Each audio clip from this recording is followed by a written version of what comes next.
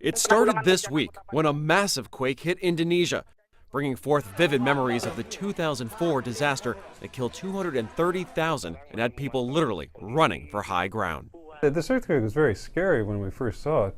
But it was a different kind of quake, one which surprised the experts, one which fortunately did not trigger a large tsunami. Then in Seattle, the NBC King 5 seismicam recorded a 5.9 quake off the Oregon coast. About the same time, a 6.5 was hitting Mexico.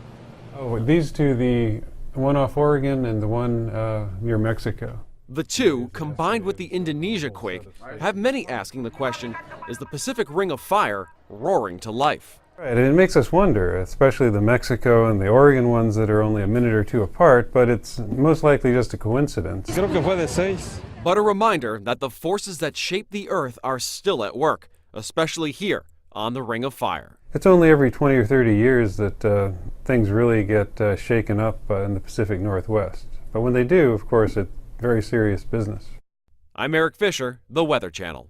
Both the Mexican and the Oregon one are places that we regularly have a lot of earthquakes. Those are plate boundaries. So one question is, do we think that the first one made the second and third one happen? If you look around the world, you can see when you have a big earthquake, you have more earthquakes nearby. They're usually called aftershocks.